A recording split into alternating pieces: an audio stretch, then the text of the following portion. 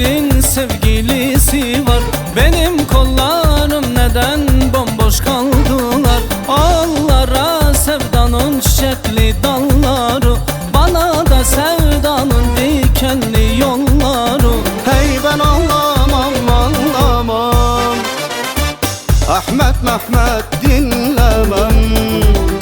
Ben de isterim elma yanaklardan, ben de isterim kiraz dudaklardan. Öksüz müyem, yetim miyem, öksüz müyem, yetim miyem? Ben de isterim elma yanaklardan, ben de isterim kiraz dudaklardan. Yetim miyem, öksüz müyem, yetim miyem, öksüz müyem?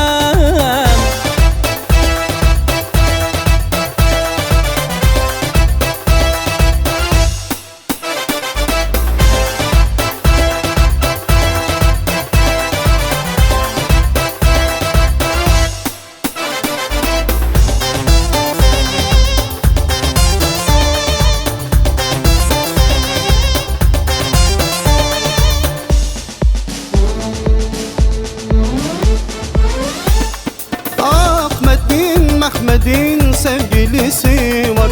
Benim kollarım neden bomboş kaldılar?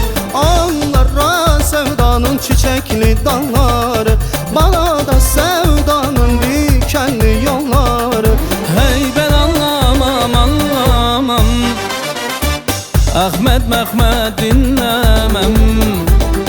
Ben de isterim elma yanaklardan, ben de isterim kiraz dudaklardan. Yetim miyem, öksüz müyem, yetim miyem, öksüz müyem? Ben de isterim elma yanaklardan, ben de isterim kiraz dudaklardan. Öksüz müyem, yetim miyem, öksüz müyem, yetim miyem? Ben de isterim